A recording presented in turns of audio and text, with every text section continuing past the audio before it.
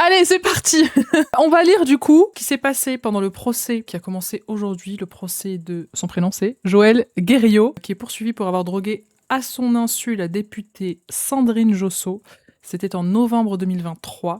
On va lire un thread de Antoine Blanchet, journaliste chez Actu FR Paris. Allez, c'est parti. Est-ce que vous voulez qu'on fasse un rappel des faits? On peut. Donc, ce lundi 26 janvier 2026 s'ouvre devant le tribunal de Paris le procès de l'ex-sénateur Joël Guerriau pour avoir drogué à son insu la députée Sandrine Josso. Du champagne et de l'ecstasy. Ce lundi 26 janvier, devant le tribunal correctionnel de Paris, le procès de Joël Guerriau.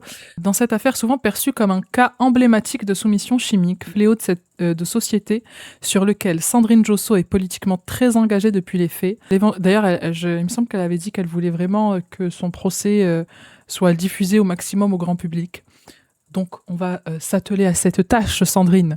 Du coup, politiquement très engagée depuis les faits, l'éventuelle motivation sexuelle qui a été niée par Joël Guerriau devrait faire l'objet d'âpres débats à l'audience. Le 14 novembre 2023 au soir, Sandrine Josso, 48 ans, est invitée au domicile parisien du sénateur de Loire-Atlantique de 56 ans, un homologue parlementaire avec lequel elle entretient depuis 10 ans une relation amicale, sans la moindre ambiguïté sexuelle.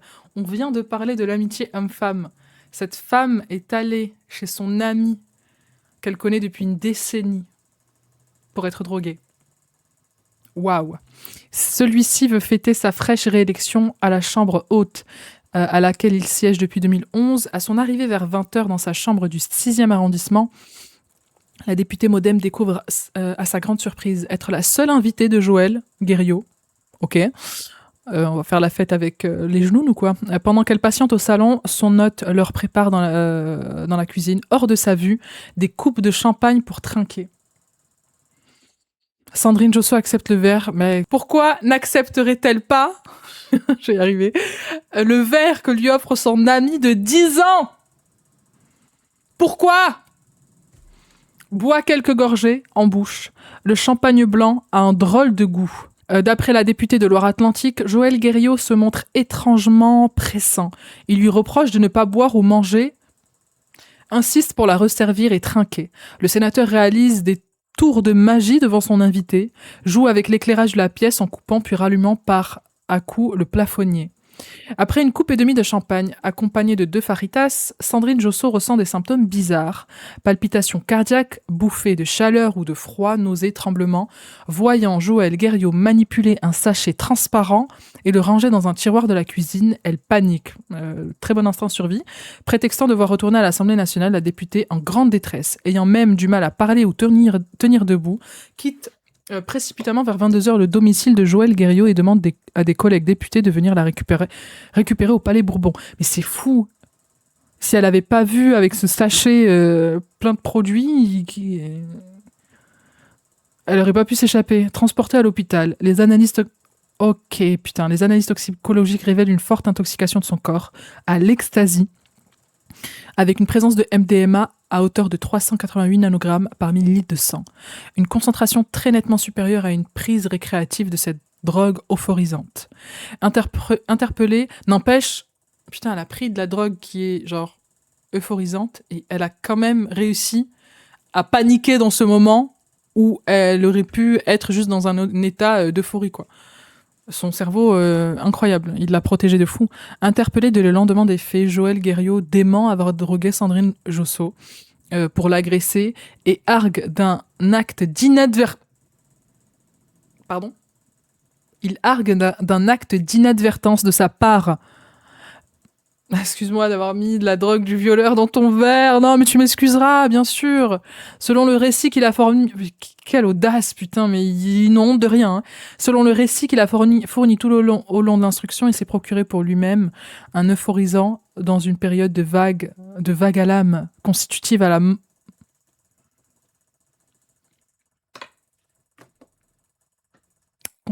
la mort de son chat.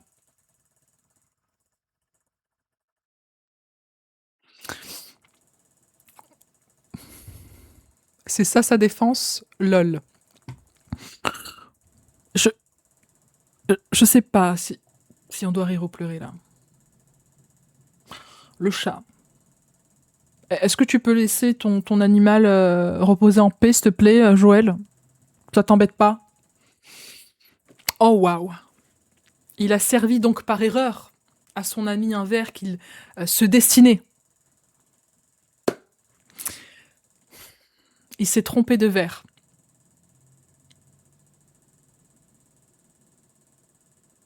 Waouh! En perquisition, un sachet de 30 grammes d'ecstasy a été retrouvé dans le tiroir de sa cuisine. Je ne suis pas au top de ma forme. J'ai l'air d'aller bien, mais à l'intérieur, je suis ravagée, a confié à l'AFP Sandrine Josso en amont du procès. Quelque part, je prends ça comme une mission, en fait. Je me dis que si ça m'est arrivé, que j'ai trouvé l'énergie nécessaire pour m'échapper, je dois en faire quelque chose, et elle a bien raison. Pour sa part, Joël Guerriau réserve ses explications au tribunal. On a indiqué à l'AFP ses avocats, Maître Carpentier et Maître Roumian Tseva, l'ex-sénateur qui a démissionné le 5 octobre dernier du palais du Luxembourg, en cours 5 ans de prison.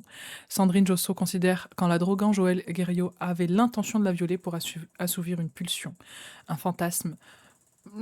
Je suis pas à l'aise avec le terme pulsion, sachant qu'il a acheté la drogue, il a préparé son verre, c'est prémédité, quoi. C'est pas une pulsion comme ça. Non. Peut-être, oui, pour assouvir un fantasme, peut-être, le fantasme du viol, mais c'était pas une pulsion, c'était 100% prémédité pour moi. Après, bon. Si le sénateur n'a effectué aucun geste à caractère sexuel durant la soirée, bah, il attendait qu'elle soit endormie.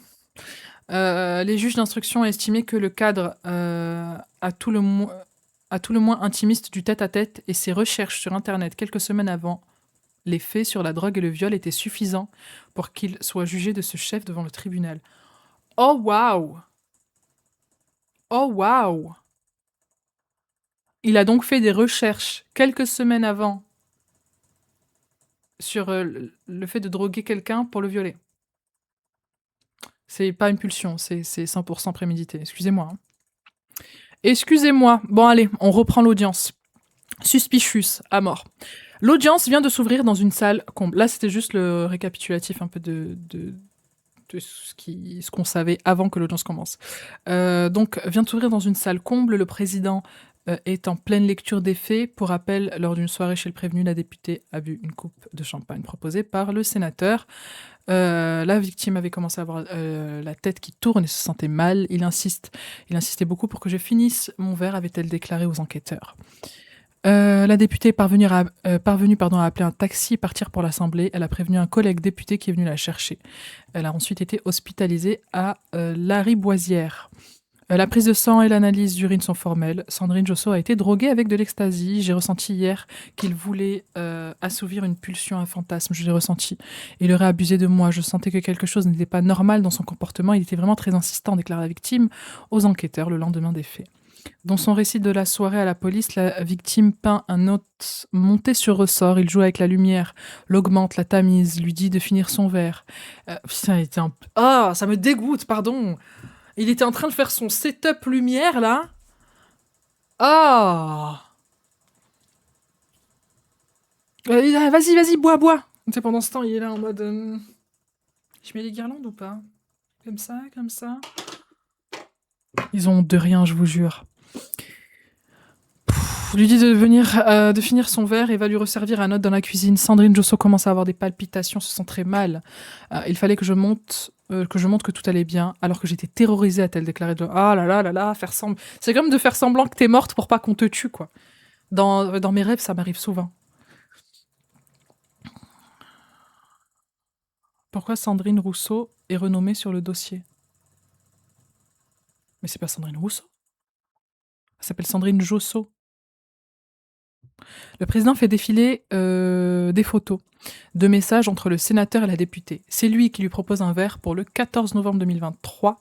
Le président évoque le taux de MDMA retrouvé dans le sang de la victime, un taux bien supérieur au taux de la dose récréative de cette substance. Pour rappel, à forte dose, la MDMA peut parfois causer la mort.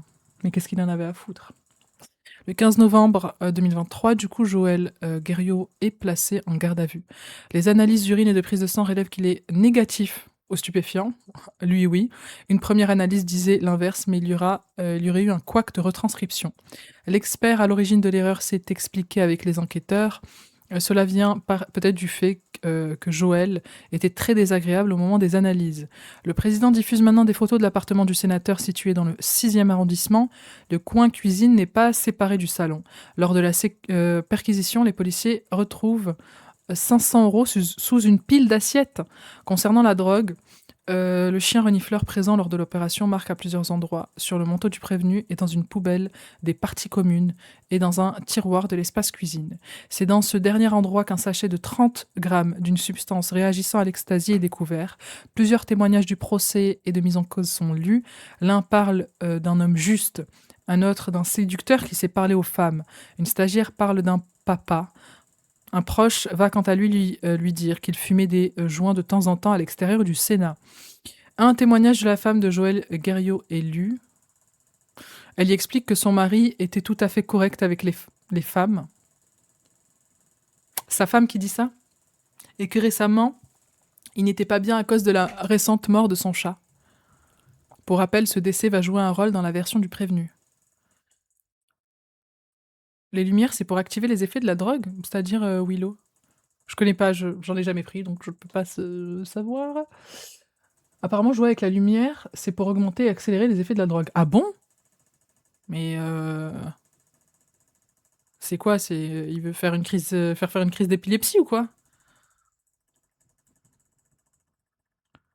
Méfiez-vous des effets thromboscopiques. Ah, je connais pas du tout. Il y a une explication? C'est quoi? C'est de la photosensibilité? Je connaissais pas. Bon à savoir. Ouais, grave. Si vous voyez que quelqu'un vous a offert un verre et commence à jouer avec les lumières, bon, bah, arrêtez de boire le verre en question et échappez-vous.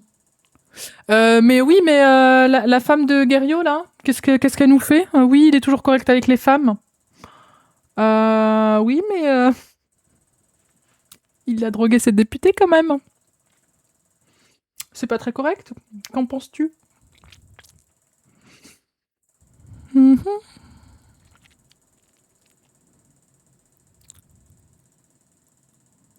Oui, Libération a fait un article sur là-dessus. Plus de lumière égale plus de confusion. Moi, je serais confuse du fait que t'essaies de changer, enfin que t'essaies de faire genre ça là. Elle se dire arrête frérot, qu'est-ce que tu fais là? Elle fait du déni. Bah, enfin l'intervention est inutile quoi. De toute façon, je veux pas. En vrai, je veux pas l'entendre. Je veux pas l'entendre. On va pas faire porter la responsabilité et le chapeau à la femme d'un violeur. C'est bon. Allez, t'as dit ce que t'avais à dire, on s'en fout. Vraiment, c'est bon. C'est bon, c'est bon. Parce que sinon, si on commence à s'attarder, c'est pas elle qui a commis les faits. Elle a voulu dire oui, mon mari, mon mari, mon mari. Ben, c'est bien, c'est très bien. J'espère que t'es heureuse avec lui. On continue. Du coup, on parle des tours de magie qu'aimait beaucoup faire le prévenu. Il en a d'ailleurs fait lors de la soirée du 14 novembre, avec la victime, un anneau qu'il essaye de faire passer dans une chaîne. Oui, le président est très prolixe dans sa lecture du dossier. Le président évoque maintenant des recherches faites par le prévenu un mois avant les faits, le 9 octobre 2023. Point de vente, GHB, drogue du viol, ecstasy.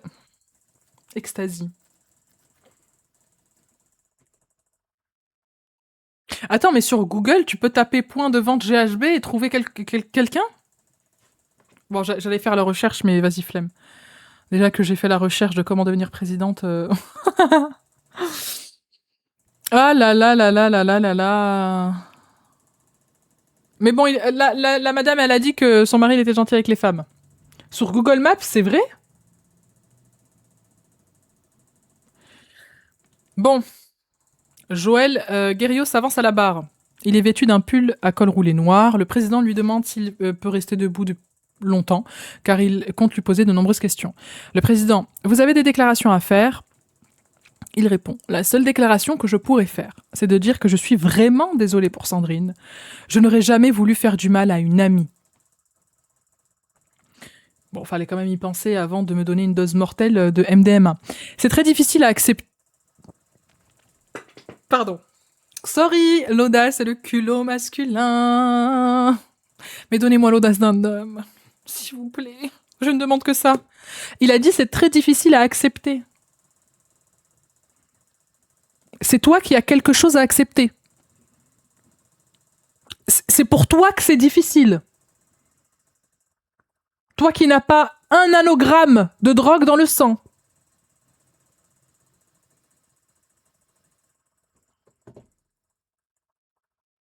Bah, inversons les rôles, non? Mais c'est fou. Bon, il dit j'espère qu'elle me pardonnera.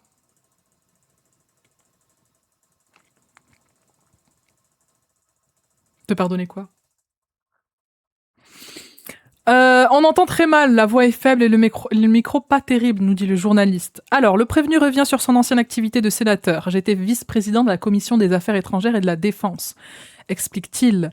Pour rappel, il avait été réélu fin septembre 2023. Il n'est plus en fonction depuis les faits. Le président demande, l'appartement que vous aviez à Paris, c'était un pied-à-terre? C'était un appartement de fonction. Ce sont des petites pièces, mais c'est un triplex. Détail Joël Guerriau. L'appartement fait 42 mètres carrés à peu près. Le prévenu explique qu'il passe environ 2-3 nuits par semaine dans cet appartement, du fait de son mandat de sénateur. Ça m'est arrivé d'y travailler avec des collaborateurs. C'est un outil de travail, c'était un lieu où on pouvait travailler tranquille. Pourquoi vous y invitez Madame Josso? Je recevais aussi des gens dans un cadre plus festif, pas dans un but professionnel. Avant les faits, je vivais de plus en plus de crises d'angoisse. Vivre seul devenait invivable pour moi parce que je m'interroge beaucoup sur ce qu'a été cet investissement personnel qu'a été le mien. Je me suis beaucoup interrogée sur moi-même et sur mon absence auprès de mes enfants. Ça devenait difficile à vivre. Ok. J'ai eu un moment extrêmement dur en mai 2023, des moments très très violents, car ma famille politique n'était pas la plus en vue en Loire-Atlantique. Un ami m'a annoncé qu'il était sur la liste adverse. Tout ça se mélangeait et j'étais très angoissée, très stressée. Il y avait beaucoup de personnes qui ont constaté que je n'étais plus comme avant. C'était ma 10e campagne électorale. J'étais épuisée, j'étais vraiment pas bien. Le président demande, mais est-ce qu'en novembre 2023, ça allait mieux? Il y a d'autres raisons. Il y a eu cet événement familial, une accumulation de mauvaises nouvelles, des proches atteints de cancer, et donc voilà. Joël Guerriau veut dire quelque chose, mais se ravise. Il y a quelque chose que je voudrais dire entre hommes, déclare-t-il au président. Comment ça, entre hommes? Nous les femmes, on peut pas écouter ou quoi? Il y a des murmures dans la salle. Pas de boys club dans le prétoire. Mais c'est fou! Attendez! Il a demandé... Attendez, mais on se... Est-ce qu'on se rend compte, s'il vous plaît, les amis? Mais donnez-moi l'audace d'un homme! Oh mon dieu! Il a dit... Est-ce qu'on peut parler entre sgags? Parce que là, il y a des femmes. Elles ont pas de sgag, donc est-ce qu'on peut parler entre sgags, là, toi et moi? Oh my god! Putain! On voit le personnage, hein, je suis désolée. Hein. Allez, franchement, c'est horrible. Le président lui demande s'il doit parler, c'est devant tout le monde. Le magistrat demande désormais au prévenu s'il prenait des stupéfiants ou des médicaments. Genre, on va régler ça entre nous, mais grave, on dirait une série américaine en mode je connais le juge. T'inquiète. Joël Guerriau explique avoir eu une ordonnance d'antidépresseur, mais ne pas en avoir pris.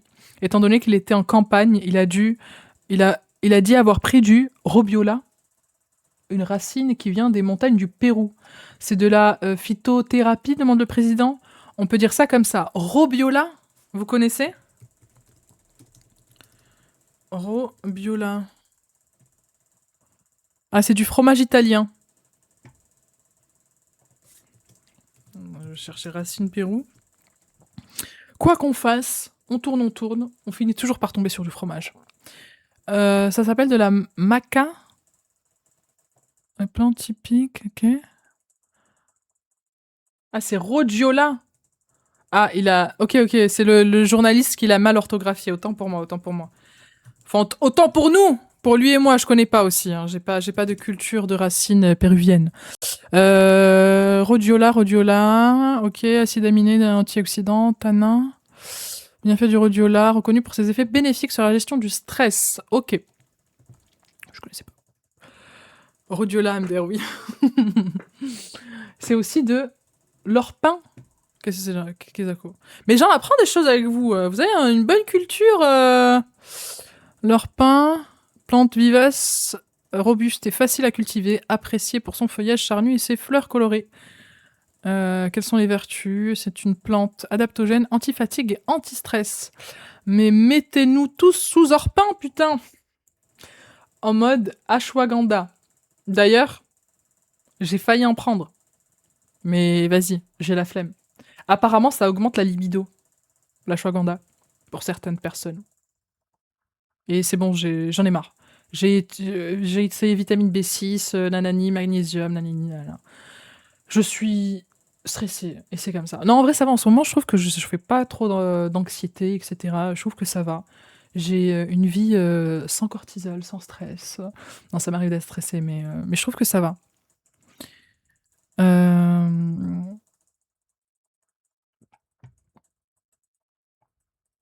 C'est relaxant, surtout associé à la mélatonine, et c'est assez inutile contre l'insomnie. Ok. Très connu en complément alimentaire. Bon, il a utilisé des plantes. Mais il n'a pas pris des antidépresseurs. Bon, il aurait peut-être dû.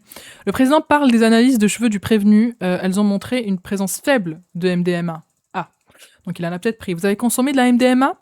Lui demande le président. J'en ai pas consommé. Quand le verre de champagne était vide, je l'ai versé dans un sachet de thé que j'ai gardé pour moi. Il affirme ne pas en avoir consommé.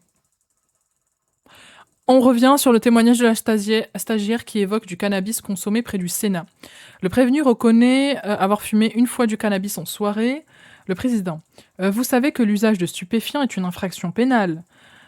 Ça a duré combien de temps cette consommation? Ah non, non, non, non, non, reprend l'intéressé. J'ai accepté de prendre un joint préparé une fois. Traduction, il a tiré qu'une seule fois. Mais tu peux tirer une fois ou 60 fois, ça ne change pas que c'est une infraction quand même. Vous étiez éclairé, informé sur les différents stupéfiants et leurs effets? Oui, j'ai des connaissances, notamment sur la cocaïne, l'héroïne et le cannabis. J'ai fait des missions sur le trafic de drogue. Tiens, mais nos sénateurs, mais ils sont géniaux. Ils sont géniaux. Ils sont géniaux, nos sénateurs! Non mais ils goûtent les produits locaux! Est-ce qu'on peut leur en vouloir? Ils les connaisseurs, mais grave. Ah, c'est génial, putain. Vous savez, ça me donne encore plus envie d'être présidente. Hein. Sénatrice, je peux l'être, ça c'est facile. Quand je vois le niveau, là... Finger in the nose. Allez, on va aller chercher la présidence directement. Ah, putain. Du coup, pour l'ecstasy, il a découvert plus tard ce qu'était son effet. Aux enquêteurs, il avait dit ne pas savoir ce que c'était. Honnêtement, j'ai une connaissance très populaire. MDMA, j'étais pas familiarisée avec ce mot. Le président revient sur les recherches qu'a fait le prévenu sur la MDMA et le GHB 1 mois avant les faits. Ce sont des recherches sur un temps limité, pas d'une grande précision. Si on regarde le temps sur chaque page, c'est très court. Dans un temps très proche de cette recherche, j'ai une amie dont une de ses filles a été victime de la drogue du violeur. En fait, on n'avait pas le nom de la drogue en tête. Donc toi, tu connais quelqu'un qui a été drogué, qui a été soumis chimiquement, et t'as fait exactement la même chose avec ton ami.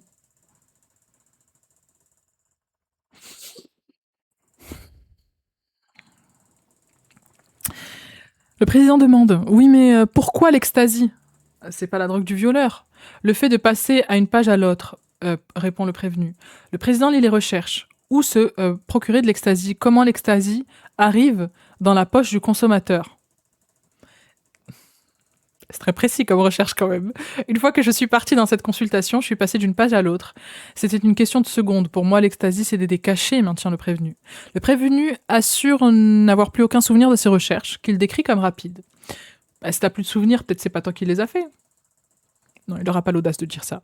Pour justifier les recherches sur la drogue du violeur, Joël Guerriot continue sur les craintes qu'il avait pour sa fille, qui allait partir travailler au Bénin. C'est le papa de l'année. Pour justifier... non, pardon, je veux dire. Le président ne veut pas en rester là.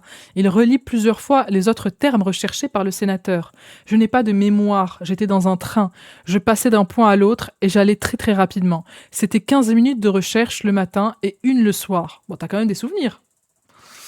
Pour Joël Guerriau, ces recherches sont anecdotiques. Ils n'ont pas de rapport avec les faits qui lui sont reprochés aujourd'hui. Je suis même pas sûre de me pencher sur des pages que j'ai ouvertes. C'était très rapide, répète-t-il inlassablement. Quelle pensée vous est venue pendant ces recherches? Mais j'en sais rien, vous vous rendez compte que ça remonte à 3 ans. Je vais pas inventer une réponse. On arrive sur le sachet de MDMA retrouvé dans la cuisine du prévenu. Il m'a été procuré par une personne du Sénat. Au Sénat, pardon, pas du Sénat. Glisse le prévenu d'une voix plus basse. La personne qui me l'a donné pour m'aider. J'étais en dépression et j'allais pas bien. Cette personne, elle te veut pas forcément du bien. Hein. La personne, je lui ai fait part de ce que je vivais. Il m'a dit qu'il avait vécu la même chose et a sorti le sachet de son tiroir, relate le prévenu. On t'a jamais dit qu'il fallait pas accepter des bonbons des inconnus? Ce sachet, vous le prenez, mais vous savez ce que c'est. Vous ne savez pas que c'était de la MDMA. Oui. Mais foutez-moi sénatrice. Mais mettez-moi sénatrice de suite, demain. Demain, je postule. Mais c'est quoi ça? Comment tu prends de la drogue de quelqu'un, tu sais même pas ce que c'est. Et cette drogue-là, tu vas la mettre... Bon, il ment. Hein. Mais cette drogue-là, tu vas la mettre dans la coupe de champagne d'une de tes amies. Et encore, il a dit que c'était pour lui. Mais quand tu fais une préparation spéciale pour toi, même moi, quand je fais un repas pour moi et quelqu'un, je me mets toujours plus de sel parce que j'ai une tension basse et il faut que je fasse remonter ma tension. Je sais toujours c'est laquelle mon assiette. Parce que je veux pas que l'autre personne mange un peu trop salé. Au cas où aussi elle a une tension haute, si elle fait de l'hypertension, je suis mal foutu. Alors t'imagines mettre de la drogue dans une boisson et tu fais pas attention à lequel est ton verre? Tu te fous de ma gueule là. Et tu sais même pas c'est quoi comme drogue en fait. Allô? Est-ce qu'on se foutrait pas un petit peu de notre gueule?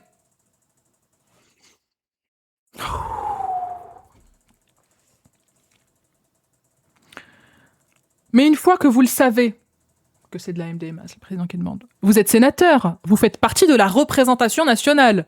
Vous luttez contre la drogue, mais vous ne donnez pas le nom de la personne. Je ne l'ai pas donné car il était sincère.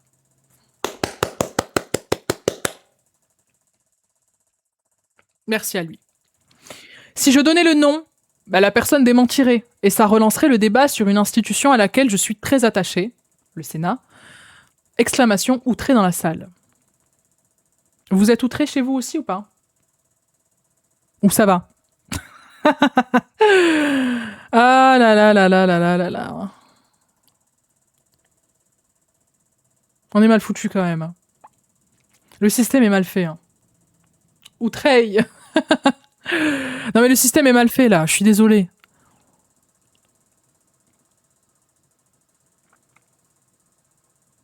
Ça nous tape dessus mais ils se font plaisir. Ah mais totalement.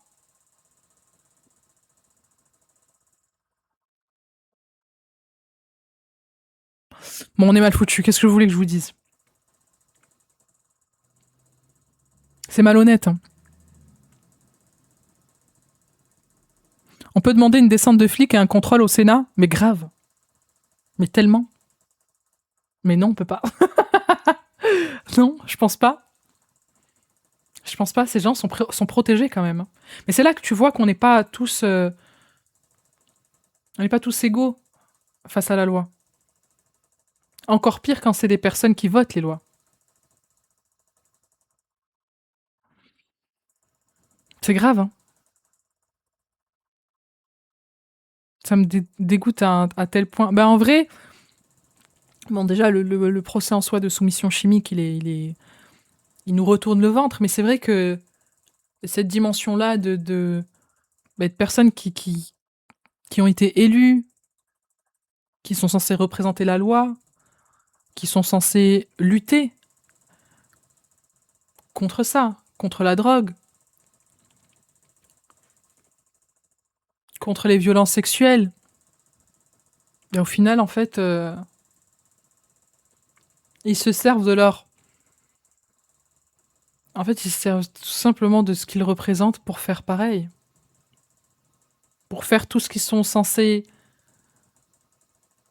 En fait, ils sont censés nous protéger. Le peuple. Mais en fait, ils font tout le contraire. C'est même pas ils font tout le contraire. En fait, ils se servent de leur statut pour ça. Alors que le peuple, on leur fait confiance. C'est encore pire, en fait. Toi, c'est un mec, bon, dans tous les cas, peu importe. Hein. C'est une personne qui fait ça. Mais elle représente pas l'État, elle vote pas les lois. Elle est pas élue pour ça. Bon, prison. Mais là, c'est encore pire. Je trouve il y a une trahison vis-à-vis du peuple français.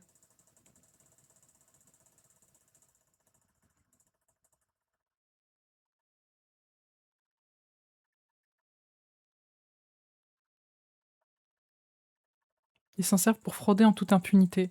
Bah, c'est triste. Et c'est révoltant, plus que triste même. Ils nous protègent pas, ils se protègent eux et ils se donnent plus de thunes et de pouvoir. Mais sortons les fourches. Franchement, j'ai que ça comme réponse. Surtout, regarde leur salaire et avantages, mais grave.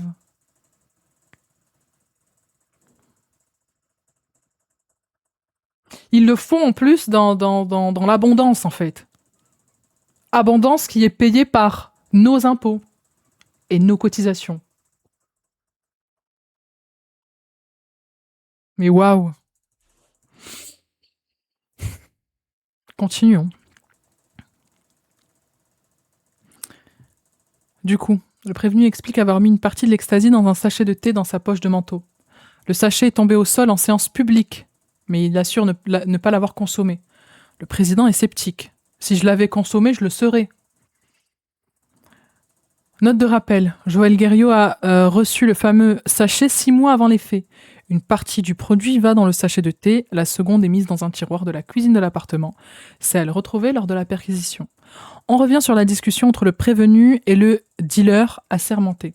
Il m'a dit que ce produit le rassurait. Il n'y avait pas de raison que je sois méfiant, j'allais vraiment pas bien. Il m'a dit qu'il en avait consommé, que ça avait donné des résultats, que c'était euphorisant. Le président circonspect. Mais vous pensez que c'était quoi comme substance? Pour moi, c'était un phytomédicament. C'était du matcha, quoi. Le président, mais il faut pas être expert pour savoir que la drogue est transportée dans des sachets. En le voyant, on peut légitimement penser que c'est de la drogue. Ça m'a traversé l'esprit, mais à ce moment-là, je suis pas sur cette idée. J'avais besoin qu'on me donne quelque chose.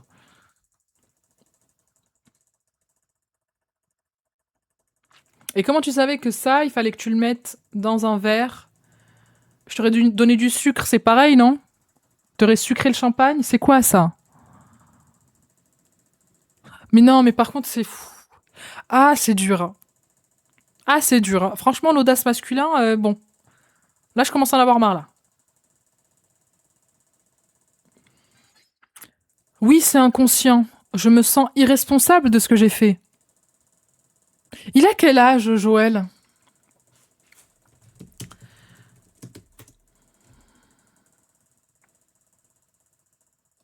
68 ans.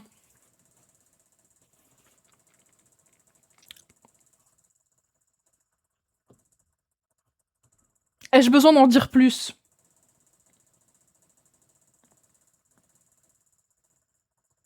Stratégie, vaut mieux jouer au con que d'assumer. Ah, là, tu joues la folie, là. Même plus que la folie, tu nous fais l'enfant. Oui, c'est inconscient. Je me sens irresponsable de ce que j'ai fait. T'as 68 ans, frérot, qu'est-ce que tu nous racontes? Arrête tes conneries. On tourne un peu en rond. En gros, Joël Guerriot s'est dit que c'était de la drogue dans le sachet, mais ça n'était pas non plus dans son esprit, car à ce moment-là, il allait pas bien, il voulait aller mieux. On parle désormais de la vie intime du prévenu qui a eu des relations extra-conjugales avec des collaboratrices. Oui!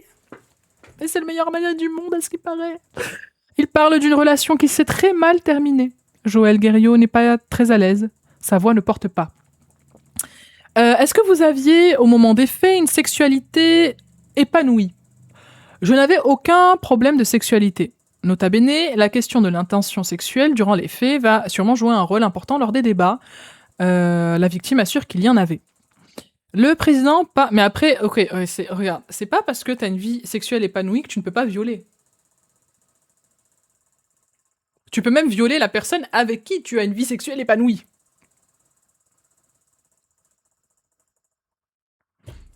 Period. Nous avions... là, il parle de Sandrine Rousseau. On s'est connus il y a une dizaine d'années. Nous avions des relations d'amitié. Nous avions une certaine réciprocité.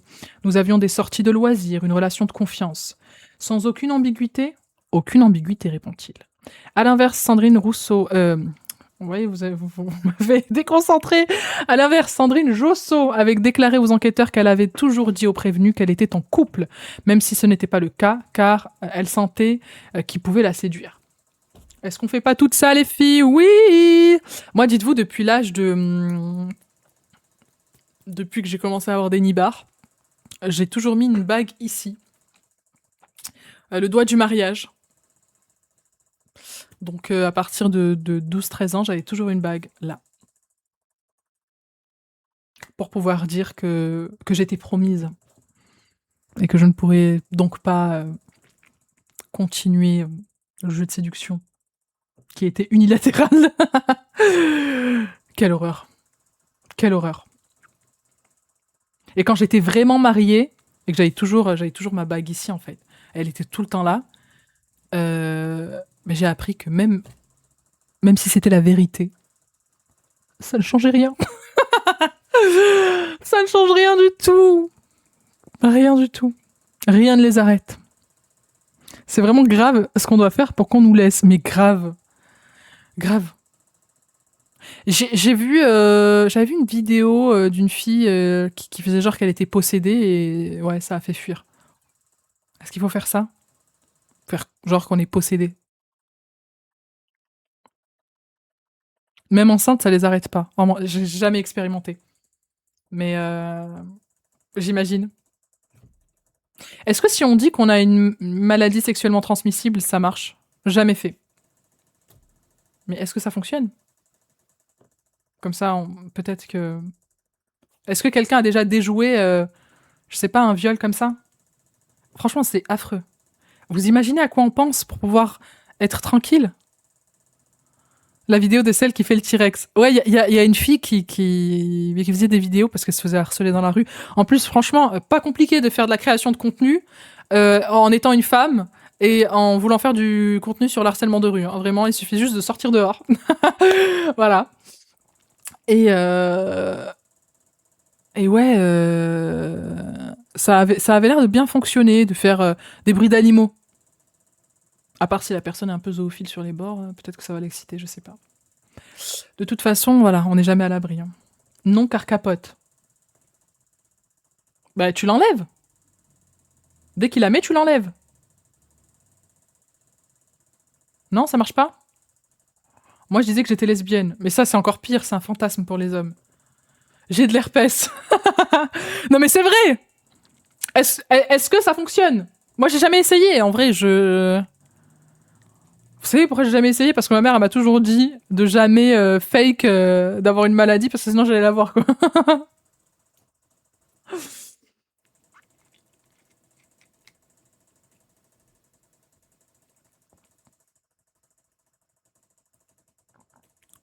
Pas de résumé de l'affaire en description. Ouais, c'est vrai que j'aurais pu. Bonne idée, Sabili. Je le ferai la prochaine fois.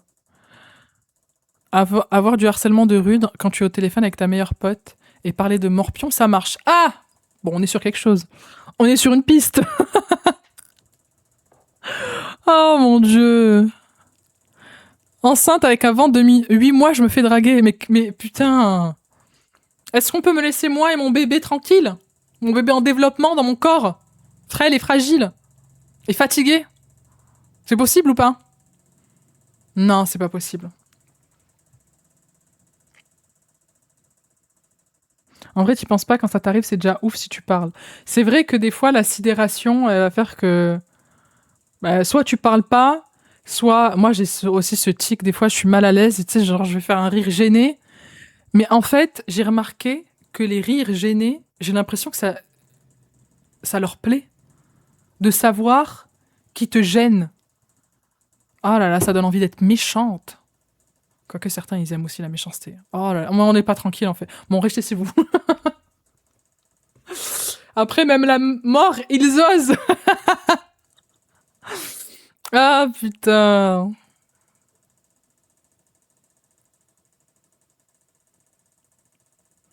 Merci, du coup, tu me fais un récap en 1 minute. On a un homme qui a l'audace d'un homme, qui a drogué son amie pour pouvoir la violer, et qui dit, en fait, je savais, la drogue, c'était pour moi. Voilà, le résumé. Et si je voulais prendre de la drogue, c'est parce que mon chat est mort. Donc, bon. Voilà. Et ce mec est sénateur. De la République française. Et la femme qu'il a essayé de violer est députée. Et c'est Sandrine Josso. La question, c'est qu'est-ce qui n'excite pas les hommes? Je sais pas. I don't know. Je ne sais pas. Faudrait leur demander, tiens. Une femme libre? Une femme qui ouvre sa gueule. Ça les... Ça, ils aiment pas. Ils détestent même. Je le vois dans leurs yeux. Quand je commence à trop parler, ils sont là. Chut. Chut. Une femme, c'est bien quand ça ferme sa gueule quand même. Eh ben non. Oh putain. Pour moi, sénateur, circonstance aggravante, Poppy. Ouais, en vrai. Oui, parce que franchement, moi, c'est vrai que plus je lis, et plus en tant que citoyenne française, je me sens trahie. Vraiment. Bah, continuons. Continuons. Une femme heureuse qui s'assume. Ouais, dire que t'es bien seule, que les mecs servent à rien. Bon, les mettre face à leurs propres insécurités. Ils aiment pas trop ça. Non, non, ils aiment pas. Après, il faut se l'avouer. La plupart servent à rien. Désolé. Sorry. Il y a un fantasme de nous dominer. Mais je pense que ce fantasme de nous dominer, c'est juste parce qu'ils savent qu'ils valent pas un copec. Sorry.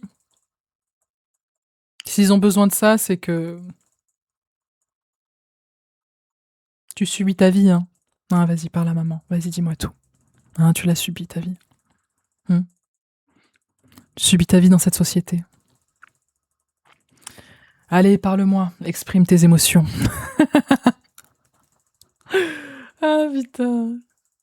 Moi, j'ai toujours l'air en colère dans la rue, ça a dû se faire pas mal. Franchement, moi, même ça, surtout les mecs qui me suivent en voiture, genre vraiment premier degré, je suis comme ça. Mais j'ai l'impression qu'ils en ont rien à foutre, en fait.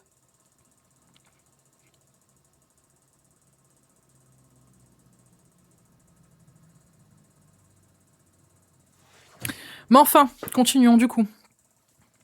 Elle a fait semblant d'être en couple. À l'inverse, Sandrine Josso. Ok, ouais, déclare qu'elle est. Ok. L'interrogatoire arrive à la soirée du 14 novembre. Le président demande: ce soir-là, vous fêtez votre réélection? Ça ne veut pas dire grand-chose. Lorsqu'on était élu, on fait une soirée de remerciements. Au moment où j'ai été élu, j'ai organisé une soirée avec mes soutiens. Au moment où j'ai fait cette soirée, Sandrine m'a envoyé un SMS pour me féliciter, qu'elle ne pouvait pas venir, qu'on fêterait ça au Sénat. Elle m'envoie un message en me disant qu'on se revoit au Sénat, répète-t-il.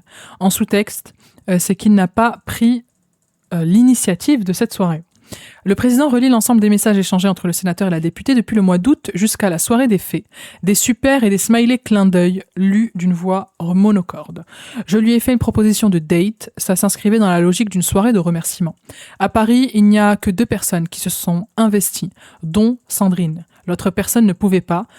La date était déjà fixée. Ah non, il n'a pas dit date, une proposition de date. Pardon, excusez-moi. Because I'm anglophone. On allait se retrouver en tête à tête, comme c'était arrivé dans des situations précédentes. Sandrine savait que nous allions nous retrouver tous les deux. La députée a, elle, déclaré avoir été surprise de se retrouver seule chez le prévenu. Le sénateur explique avoir échangé avec la députée par téléphone pour déterminer le programme de la soirée. Je lui ai dit, écoute, on pourrait faire des faritas chez moi. Elle m'a dit qu'elle aime ça. Je lui ai dit, tant mieux, car j'en ai marre des restos. Oh, le pauvre. Là aussi, on est contradictoire avec ce que dit la victime. Le prévenu lui aurait proposé un restaurant. Joël Guerriot dément, évoquant ce fameux appel avec Sandrine qu'il ne peut certifier car il n'a plus de téléphone qui avait été saisi par la police. Le président demande au prévenu de décrire le déroulé de la soirée. J'étais très occupée, ça sonne. Je me dis, ah déjà, Sandrine me demande si je peux lui envoyer... c'est ça, ouais, t'es en train de l'attendre, ouais. Sandrine me demande si je peux lui envoyer les codes d'entrée. Elle arrive, elle rentre dans l'appartement et elle est vêtue d'une veste. Je mets la veste dans la penderie. En échange, je lui dis... je lui dis que veux-tu boire? J'ai acheté ce matin du rosé, du rouge et du champagne. J'ai sorti les 2 verres, je les ai posés à l'angle de la cuisine et du salon. J'ai versé le champagne dans les verres. On visualise en photo le lieu pour bien comprendre où sont les verres. Il désigne le lieu où il remplit les coupes. On boit nos verres, dit-il, c'était très étroit. Vous sortez les bouteilles, vous pouvez la mettre qu'ici, dit-il en montrant le meuble visible depuis le salon. Le président demande comment vous expliquez l'absorption de MDMA. Comment a-t-elle pu absorber cette MDMA chez vous, dans un espace aussi réduit? Car c'était déjà dans un verre, et ça l'était au moment où je remplis le verre, affirme le prévenu. Le président repose la question sur l'absorption de la MDMA.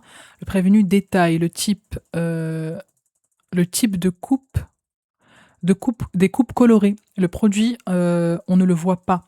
Elles sont lourdes, il faut les prendre en pleine main. En plus, c'est un endroit où il y a les sachets de faritas. Chacun prend une coupe. Le président demande au hasard. Les choses se font très naturellement, répond-il. Aux enquêteurs, le prévenu a dit que dans une des coupes, il avait mis une partie du sachet de drogue pour lui-même une soirée auparavant. Le président lui demande, il y a donc dans votre vaisselle propre une coupe avec de la MDMA? Mais en plus, à ces doses de MDMA, tu te fous de ma gueule là ou quoi? Au moment de mon audition, je suis à ce moment dans une confusion totale. Je n'arrive pas à reconstituer les choses, je suis complètement perdu. Je vais très rapidement dire c'était lundi, justifie le prévenu. C'est un peu flou. Il revient sur le jour où il a mis la drogue dans la coupe. Ce soir-là, j'étais dans une crise d'angoisse. J'ai sorti des médicaments et je suis tombée sur ce sachet. Comme j'allais très très mal, je me suis dit que c'était peut-être le moment de la prendre. Mais pourquoi vous ne le prenez pas ce produit? J'ai commencé à mettre ma bouteille d'eau pour les brûlures de l'œsophage. Ensuite, il me fatigue, je vous jure, là, je suis obligée de caler un petit peu mon dos, là. J'ai commencé à mettre ma bouteille d'eau. En plus, le pire, c'est que là, vous savez ce qu'il est en train de faire? Comme il s'enfonce dans son mensonge. Parce que apparemment, d'après ses dires, il aurait mis la drogue. Enfin, la drogue était déjà dans la coupe au moment où il sert le champagne. Donc là, il est en train d'expliquer à quel moment il a mis la drogue, etc. Mais ça n'a aucun sens. Elle se voit, la drogue, à la quantité où elle a été ingérée par Sandrine, il aurait dû la voir. Et de toute façon, tu vas pas mettre du champagne dans une coupe sale. Surtout si c'est des coupes où tu savais que tu avais mis de la drogue avant. Quel avocat a validé cette défense? Ça n'a aucun sens. On va lire, mais c'est... Parce qu'on n'a pas le choix. Continuons, du coup. Du coup, il a commencé à mettre sa bouteille d'eau, il prend un médicament pour les brûlures d'œsophage. Ensuite, j'allais pas bien, je suis sortie sans boire la coupe. La version de Joël Guerriot se dessine peu à peu. La drogue absorbée par la victime ne lui était pas destinée, il s'agirait d'un simple oubli. On n'arrête pas le progrès. Le président demande, et donc, vous rangez des verres sales dans votre placard comme ça? Pour moi, c'était pas un verre sale, c'était un verre dans lequel j'avais mis quelque chose. Frérot, c'est même pas que c'est un verre sale. C'est un verre où il y a de la drogue. Et cet homme a des enfants. Il aggrave son cas en mentant comme ça. Il fait sur... Ouais, parce qu'en fait, il fait perdre du temps à la cour. Hein. Très honnêtement. Du coup, le prévenu indique le jour où il a mis le produit dans la coupe. C'était la veille de la soirée avec Sandrine. Et vous ne vous dites pas avec Sandrine qu'il y avait de la drogue dans le verre. Les choses se sont enchaînées, j'étais très occupée, j'y ai pas pensé. Il y a tellement plus important que ça finalement dans la vie.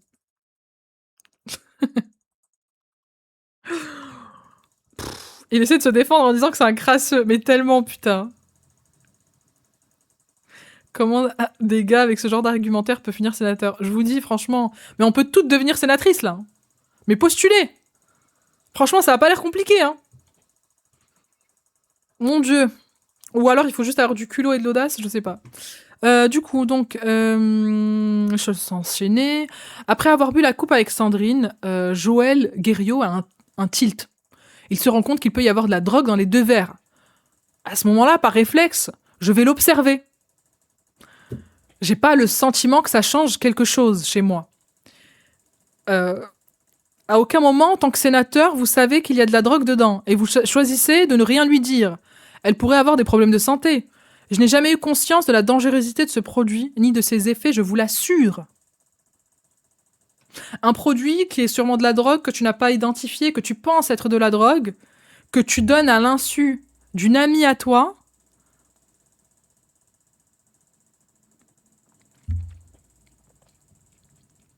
Appelez la police. Si j'avais su ce que c'était, j'aurais réagi différemment. C'était un produit que j'avais depuis longtemps. Je me suis dit peut-être qu'il est éventé, déclare le prévenu, qui joue la carte de...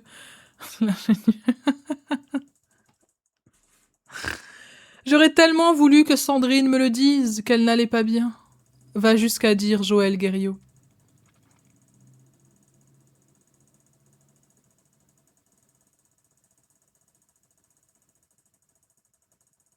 T'aurais dû me dire que tu pensais que je t'avais drogué. T'aurais dû m'en parler. Pourquoi tu ne m'en as pas parlé? Je t'aurais aidé. Et je t'aurais aidé comme ça.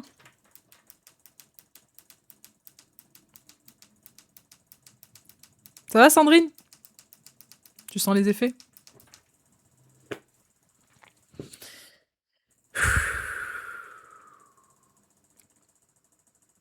C'est fort, hein. C'est fort de café. Ils n'ont honte de rien. Je te gaslight, mais tellement. Mais fallait me le dire. Je te gaslighté comme personne ne l'a fait auparavant.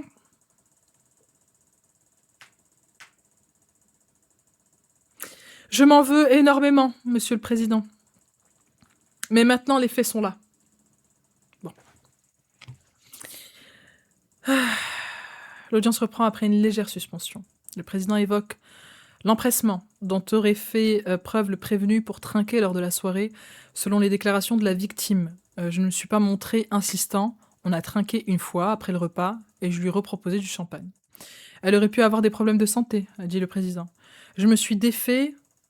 Je suis défait par le fait de réaliser cela.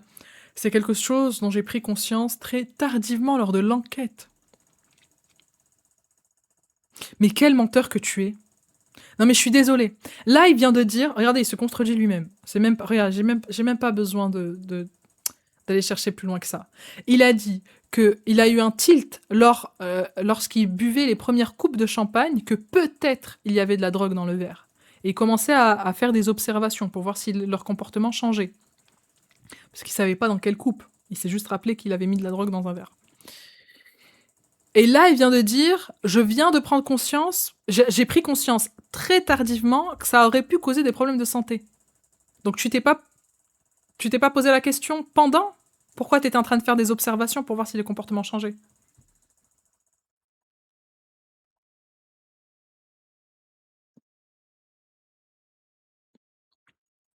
Avec des amis comme ça, pas besoin d'ennemis. Je crois que ça va être le titre de ma vidéo YouTube. C'est excellent. C'est exactement ça. Si j'avais su ce qu'il y avait eu dans le sachet, je n'aurais pas accepté. Je n'ai pas de mots pour ça. C'est très grave ce que j'ai fait. C'était de l'inconscience et de la stupidité. Nous sommes enfin d'accord, monsieur Guerriot. C'est terrifiant de penser à ce qui aurait pu se passer. J'y pense très très souvent. Aujourd'hui, je me soigne. J'essaye de traiter. Le président le coupe. La quantité dans la coupe, ça me paraissait anodin. Je pensais même que j'aurais pu en mettre plus. C'est absolument atroce. Au début, je ne voulais pas le croire. Je pense aujourd'hui qu'il faut se mobiliser contre des situations comme ça. On arrive au tour de magie réalisé par le prévenu. Il était dans des sachets mis dans le même tiroir que celui où était la drogue. Josson. Pourquoi vous m'avez mis Sandrine Rousseau en tête? Sandrine Josso affirme avoir vu le prévenu avoir manipulé un sachet transparent. Il s'agirait donc de tour de magie, affirme le président. Le prévenu. J'en perds mon French. T'inquiète, on est mobilisé contre toi, mon gars. Tellement, putain. Il n'y avait pas de sachet avec de la poudre blanche, assure Joël Guerriot, à rebours de ce qu'avance la victime. Nouvelle question du président. Pourquoi, durant la soirée, le prévenu jouait avec la luminosité de la pièce? Je n'ai pas le souvenir. Il y a 3 points lumineux dans l'appartement. J'ai pu modifier la lumière pendant mes tours de magie car je suis un expert en magie.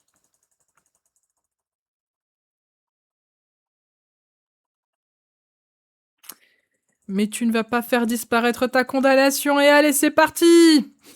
Retour sur les tours de magie, une chaîne qu'on retire dans un anneau, dans un anneau. Le président demande est-ce que ce tour avait une connotation sexuelle? C'est un tour que je faisais dans la sphère familiale. Ah. On apprend que le prévenu faisait le tour de magie un peu à tout le monde, notamment aux médecins du Sénat. C'est un truc qu'on trouve sur Internet. Ça n'a aucune connotation sexuelle. Juste avant les faits, Joël Guerriot a fait un achat dans un magasin de magie. Le président demande vous l'achetiez parce que Madame Josso venait, vous vouliez lui faire une soirée tour de magie? Rire dans la salle. Chaque année à Noël, je fais des tours de magie pour les enfants, des petites animations. Je m'entraîne en divertissant les gens. Le prévenu réfute avoir eu une intention sexuelle envers la victime lors de la soirée. J'étais attentif car je me suis rendu compte qu'elle avait bu le produit dans la coupe. Elle était le fruit d'une intention. L'intention sexuelle, c'est son ressenti. Le sénateur réexprime son regret du fait que Sandrine Josso a dissimulé les symptômes qu'il la prenait durant la soirée. J'aurais appelé une ambulance, assure-t-il.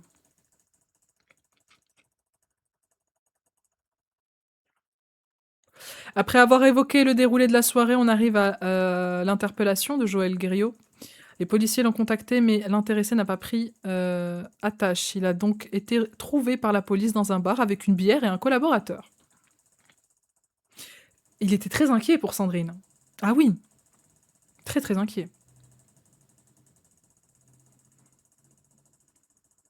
Tellement inquiet qu'il était en train de se prendre une binouse avec son pote.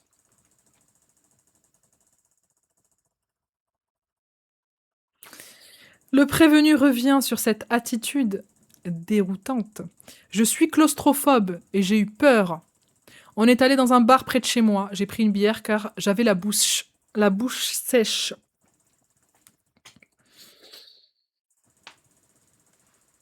Ah, putain. Ça doit être trop bien d'avoir de l'audace quand on est un homme. J'y pense, vous savez. J'aime bien. J'aime bien. Je veux la même chose. J'avais la bouche sèche, il a dit. Ah là là. Et vous savez, ils sont tellement forts aussi pour ajouter des détails qui n'ont aucune utilité. Moi, j'aime bien, ça vole pas haut, donc on ne peut pas tomber plus bas. Vous êtes sûr de ça? Moi, je pense qu'on peut encore creuser. Depuis le début, j'arrête pas de me dire c'est bon. On est râlé pas crête, là. Hein, on est dans les abysses de l'enfer. On peut pas aller plus bas. Et pourtant, je crash out. Hmm. Il nous prend vraiment pour des cons, en fait. Ouais. Ouais. Nous arrivons aux dernières questions du président sur l'ancienne collaboratrice qui a déclaré avoir aussi été victime du sénateur. Tiens. Un schéma qui se répète? Pour lui, il s'agit simplement d'actes de vengeance.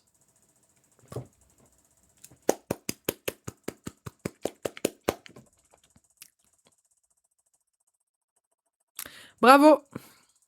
Bravo. Bon.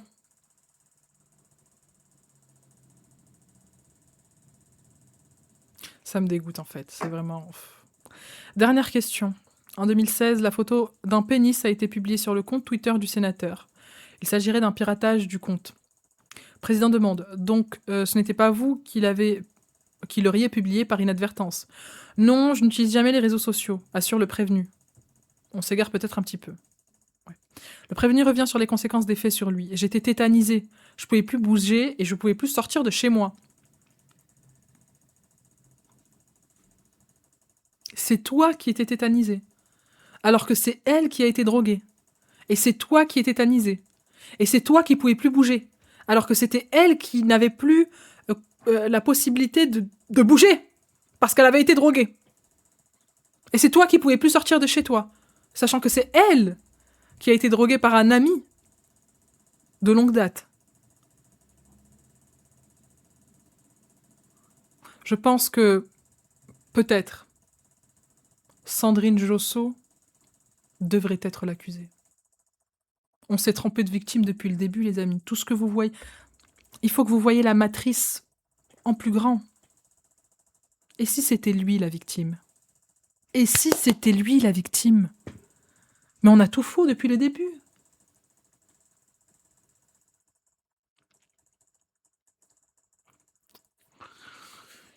On continue. Le président a posé toutes ces questions. C'était au tour des assesseurs d'interroger. Une assesseure met le prévenu face à ses contradictions. Et Dieu sait qu'il y en a beaucoup. Le soir des faits, il appelle une amie et lui parle d'une soirée réussie avec la victime. Or, il a indiqué au tribunal avoir réalisé qu'il avait drogué par erreur Sandrine Josso.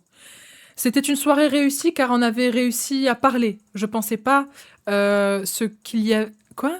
Je pensais pas que ce qu'il y avait dans le sachet allait avoir un tel impact, maintient le prévenu. Je connais pas le sujet. Je pense qu'on communique pas assez sur les effets des drogues, affirme le prévenu, suscitant une vague d'hilarité dans la salle. On passe aux questions des parties civiles. Tintintin. Putain, faudrait que je remette les effets sonores sur mon Stream Deck. Du coup, on passe aux questions des parties civiles. Sur la soirée de la veille des faits où la drogue est mise dans la coupe, est-ce que vous trouvez pas que ça risque... vous trouvez pas ça risqué la dose que vous alliez prendre? Est-ce que ça vous semble logique de vous mettre en danger à ce point? Ce qui m'a mis en confiance, c'est que cet ami, le refourgueur de MDMA, m'a dit qu'il en avait pris lui-même, répond le prévenu. Selon ses dires, il comptait prendre 2 fois plus de produits que ce qui a été administré à la députée. Et il serait peut-être mort à l'heure qu'il est. Je suis très dépitée de ce qu'il s'est passé, très dépitée d'avoir fait du mal à Sandrine. Nous passons aux questions du procureur. Pourquoi, vous, au moment où on vous annonce que les policiers vont vous interpeller, vous faites des allers-retours dans la rue? Pourquoi? Demande le procureur. Mais je suis dans un état de peur et effrayé. J'ai un symptôme de claustrophobie depuis que j'ai été enfermé dans une malle quand j'étais petit. C'est un sentiment horrible.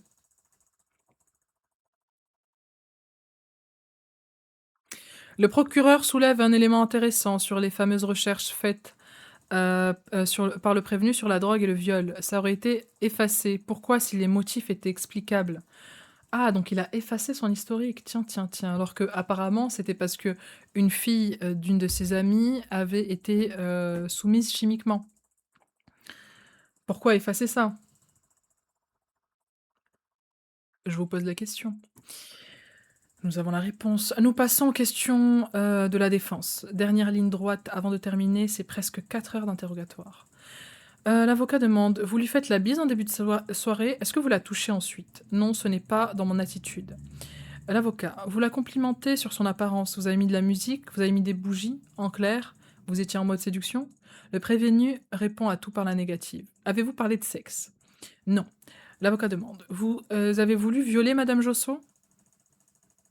Il répond pas. Fin d'interrogatoire. Sandrine Josso arrive à la barre. Ce soir-là, j'étais à l'Assemblée nationale. Auparavant dans la journée, j'ai appelé Monsieur Guerriot pour lui demander le lieu de rendez-vous. Sa voix tremble un peu. Il m'a envoyé l'adresse de son appartement, pardon. J'ai passé l'après-midi dans l'hémicycle. Lors de la fin de séance à 20h, j'ai pris un taxi pour me rendre à l'adresse indiquée. Arrivé à l'adresse, je me suis retrouvé devant un interphone. Je l'appelle pour lui demander le code. J'entre, je marche dans la cour. Puis ensuite, j'arrive devant l'escalier et j'arrive dans l'appartement. Il avait une tenue inhabituelle, une tenue de ville. Il était dans une tenue décontractée, ça m'a étonnée. Je suis entrée. Je me suis assise dans le canapé rouge en velours. Il m'a demandé si je voulais boire du champagne, rosé ou blanc. Il m'a pas proposé autre chose. J'ai répondu blanc. J'étais dans ce canapé et lui a servi le champagne dans la cuisine. Il a servi les coupes de champagne. Nous avons trinqué une première fois et il a insisté pour qu'on trinque une deuxième fois. J'ai senti que le champagne avait un goût très particulier, mais j'ai pensé que c'était peut-être un mauvais champagne. Il a insisté pour qu'on trinque encore. Il est allé vers l'interrupteur, il mettait forte intensité, l'a baissé, revenait s'asseoir. Il me disait « Mais tu bois rien ?» Et là, je commençais à me demander pourquoi il voulait que je boive comme ça rapidement. J'avais des symptômes qui arrivaient. Je commençais à avoir des nausées. J'étais très gênée, c'est peut-être parce que j'avais rien mangé depuis le déjeuner. Monsieur Guerriot continue à se lever. Il était comme monté sur un ressort et très agité. Il me disait « Tu bois rien, tu manges rien ?» Comme je me sentais de moins en moins bien, j'avais des palpitations très fortes. Je me sentais vraiment partir. Je déteste ces sensations. À un moment donné, Monsieur Guerriot, a repris les coupes. Il est retourné dans la cuisine. La soirée me paraissait bizarre. Il n'y avait personne d'autre. Je regarde ce qu'il fait dans la cuisine et je vois qu'il tient à côté de la coupe de champagne quelque chose. Un sachet. Je le vois remettre le sachet dans le tiroir. Mes jambes tremblaient. J'avais très très soif. J'osais pas lui dire que j'avais soif, mais je me disais qu'est-ce qu'il y a dans ce sachet. Je lui dis que je vais rentrer à l'assemblée. Je lui dis que je vais prendre un taxi. Il me dit reste, on va faire la fête. Je me lève avec beaucoup de difficultés. Je me rapproche de la porte et il me suit. Il me dit de prendre les escaliers, mais j'ai peur. Je veux pas prendre les escaliers. Il me dit qu'il va me dire de m'allonger si je lui dis que je me sens pas bien. Je prends l'ascenseur. Il me suit dans la cour de l'immeuble. Je marche. J'essaie de me concentrer avec les dernières forces que j'avais. Je me sentais partir. Elle pleure. Je vois que le taxi qui est à côté de moi. Dans le taxi, je m'écroule, je me sens partir. Je pense à mes enfants. Elle sanglote. J'appelle mon collègue, je lui dis que je vais mourir. Joël a mis quelque chose dans mon verre. Il me dit « Mais non, tu es en train de faire un AVC. » Il me dit « Je peux pas venir te chercher, je suis loin de l'Assemblée nationale. » Je préviens notre collègue, je lui dis que quelqu'un a mis quelque chose dans mon verre et j'arrive à l'entrée de l'Assemblée nationale. Je suppliais le chauffeur de taxi de rester avec moi. J'attendais que mon collègue arrive. Le chauffeur de taxi me laisse son numéro de téléphone. Il me dit comment il s'appelle. Mon collègue me sort du taxi. Je suis trempée. Les palpitations encore. Et là, je lui dis que je vais mourir. J'entre dans le palais Bourbon, avec difficulté. Mon collègue me tient. On arrive au niveau de la salle de conférence. Il m'assoit dans le premier fauteuil. Ils sont paniqués, ils appellent le SAMU. Le SAMU arrive. Le récit se finit dans un souffle. Le président demande. Il y a un gouffre entre vos déclarations et celles du prévenu. Lui parle d'un acte d'inadvertance, vous d'un acte volontaire. Vous pensez que ça pourrait être de l'inadvertance ? La partie civile boit un peu d'eau. Vous pouvez vous asseoir si vous le souhaitez, lui dit le président. Sur la question de l'inadvertance, quand je suis arrivée chez M. Guerriot, il m'attendait avec une tenue inhabituelle, décontractée. Je ne l'ai jamais vu dans cette tenue-là. D'habitude, il est dans une tenue de costume. Là, c'était une sorte de jogging. Ensuite, le fait qu'il veuille que je boive vite. Il a insisté pour qu'on trinque une première fois, une deuxième, une troisième. Le président revient sur sa relation avec le prévenu. Il y avait entre vous une ambiguïté ? Jamais. Elle revient sur les symptômes de la soirée. Ils sont arrivés au bout de 10-15 minutes. J'étais dans le canapé, je mangeais des choses sur la table pour aller mieux. Tout ça, ça dure entre le temps où il se lève. Il va s'occuper du variateur. À un moment, variateur, radiateur, je pense à vous le dire. À un moment donné, il prend un cercle et une chaîne, il mime le geste et il me dit que c'est un tour de magie. Le fait qu'il soit agité, les symptômes, sa tenue vestimentaire, je comprends le danger. Qu'il faut que je parte. Le président demande. J'ai une question blessante. Avec les effets avérés de la MDMA, est-ce que vous auriez pu confondre un sachet avec celui pour les tours de magie ? Il montre les sachets de tours de magie. Le président lui demande pourquoi. Guerriot a déclaré que le prévenu... Non. Sandrine, a déclaré... Le président demande pourquoi. Sandrine a déclaré que le prévenu avait une pulsion sexuelle. Il me regardait avec tous mes gestes. Je me disais que si je lui disais que j'allais pas bien, il allait me dire de m'allonger, et moi je voulais m'échapper. On revient sur le goût étrange du champagne. Il était gluant, un peu sirupeux. J'ai commencé à avoir chaud, à avoir le cœur qui battait très vite. La victime revient sur les conséquences. Après la soirée, j'avais du mal à m'alimenter. J'étais sur le qui-vive. J'ai eu des sciatiques à répétition, qui m'empêchaient de dormir. J'étais épuisée. Entre les douleurs et le sommeil. Le fait aussi que je doive retourner à l'Assemblée nationale, j'ai eu un arrêt maladie de quasiment 6 mois. Pour continuer mon travail, je devais aussi me mettre dans des situations qui me paniquaient. Prendre le train où j'avais peur de rencontrer Monsieur Guerriot. Ensuite, j'ai commencé à aller un peu mieux. J'avais toujours peur de prendre les escaliers. J'ai travaillé avec la psychologue de la police judiciaire, par visio, puis au commissariat. J'ai dû aller voir des kinés, des ostéopathes, continuer à voir un psychiatre. J'ai voulu aussi m'emparer de ce sujet, celui de la soumission chimique, pour aussi être dans l'action. J'avais peur de croiser Monsieur Guerriot. J'ai encore eu des grincements à la mâchoire. J'ai dû me faire enlever 2 dents. Puis encore 2. Putain, elle s'est fait enlever 4 dents. Elle explique être sous antidouleur pour son dos. On s'est demandé avec mon psychiatre si je devais prendre des antidépresseurs. J'ai rapproché les séances. Sandrine Josso évoque aussi le sentiment de trahison. Je l'ai rencontré il y a plus de 10 ans. C'était quelqu'un que j'ai aidé tout au long de sa campagne pour la réélection. En allant à cette soirée, j'ai découvert un agresseur, en fait. Le président demande: Vous attendez quoi de cette audience? J'attends que la juridiction fasse son travail, j'ai toute confiance. Maintenant, évidemment que je souhaite la manifestation de la vérité, et de dire aussi ce que j'ai vécu. On passe au tour de questions. Après une brève question du procureur, c'est à l'avocat de la défense de poser ces questions. L'avocat demande à la partie civile si elle sépare la politique et le personnel, ce qu'elle a fait avec Joël Guerriot en gardant sa distance avec tout le monde. Je confirme, répond Sandrine Josso. Donc pas d'évocation sexuelle avec Monsieur Guerriot, demande l'avocat. C'est exact, je confirme, répond la victime, qui revient toutefois sur les éléments inhabituels, sa tenue, le fait qu'il la regarde des pieds à la tête en souriant. Le soir des faits, il a une conversation sur la conscience et l'envie, précise la victime. L'avocat insiste, donc il n'a pas eu de propos sexuels. Est-ce que Monsieur Guerriot vous a flatté ce soir-là? Il pose la même question qu'à son client tout à l'heure. Il était surexcité. Ses propos allaient avec... Tout était amplifié dans ses mots. Il était euphorique. Vous avez participé en tant que député à un travail sur la soumission chimique. Vous avez donné des interviews, beaucoup d'interviews. Le dernier en date pour l'AFP. Vous dites que vous vouliez pas revenir en procès, mais que vous étiez en mission. Vous êtes en mission? Mon statut est particulier. D'un côté, je suis une victime, de l'autre, je suis une députée.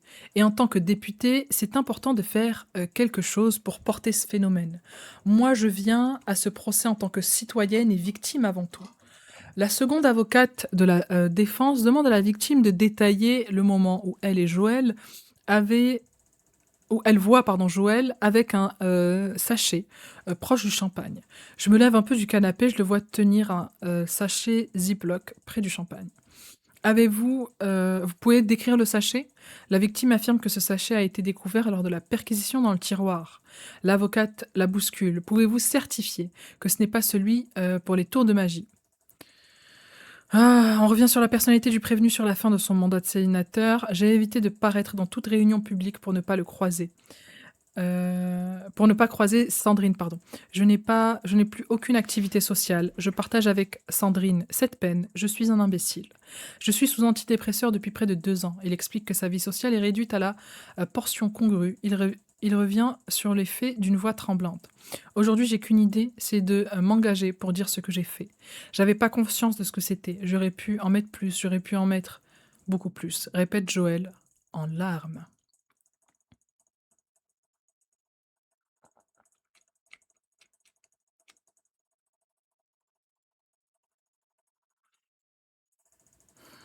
Je me suis enfermée sur moi-même. J'ai quand même encore beaucoup d'amis qui prennent de mes nouvelles. C'est ça qui me sauve. Le prévenu se met à parler des difficultés des campagnes électorales. C'est très dur, il y a des trahisons.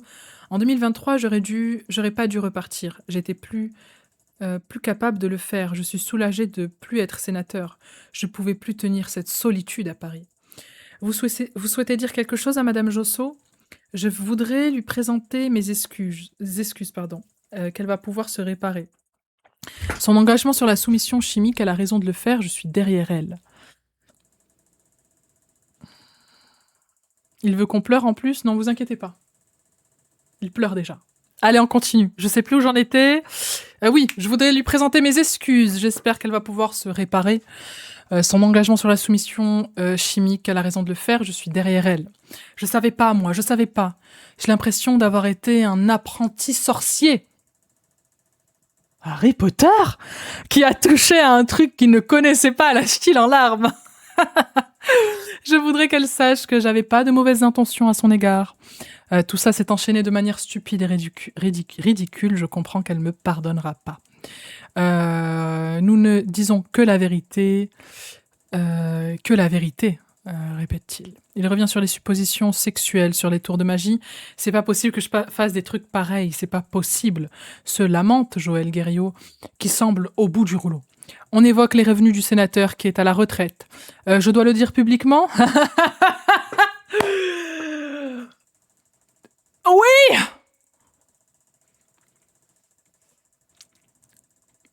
Comment ça, tu dois le dire publiquement? C'est public. Tu travailles dans la fonction publique, pourquoi ça pourrait pas être public? Le président répond oui. 6 000 € de retraite.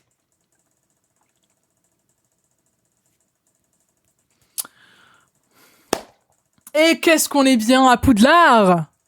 Mais qu'est-ce que c'est génial, Poudlard? 6 000 € de retraite. Oh putain. Après avoir usé et abusé de son pouvoir, le voilà avec 6 000 € de retraite par mois. Les débats sont clos pour ce soir, reprise demain. Ce qu'il faut retenir de cette première journée. Joël Guerriot a maintenu ne pas savoir que le produit obtenu chez un collègue était de la drogue. La veille des faits, il l'avait mise dans une coupe de champagne pour lui-même, mais l'a pas consommée le jour des faits. Il affirme avoir servi une coupe de champagne à la victime en oubliant qu'il y avait de la poudre dedans. Il nie toute intention sexuelle, ce que la victime réfute. À ce stade, le prévenu semble donc s'orienter vers une absence d'élément moral, c'est-à-dire l'absence de volonté de commettre l'infraction. Pour rappel, il faut plusieurs conditions pour caractériser une infraction et condamner, en l'occurrence ici l'administration de substances nuisibles. Il faut un élément matériel que l'on a, puisque la victime a été droguée, c'est établi, mais aussi l'élément moral. C'est là que tout devrait se jouer dans les débats demain.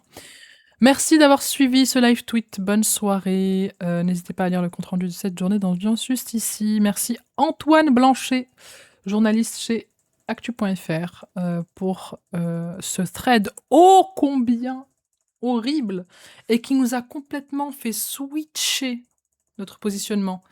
Nous n'avons plus la perception de Sandrine victime, mais la perception de Joël Guerriot victime. Et ça, c'est fort de café. Et ça mérite des applaudissements pour cet homme qui a réussi à nous gaslight finalement. Il n'a pas réussi. Il n'a pas réussi. Les hommes et leur audace. Putain, c'est tellement ça.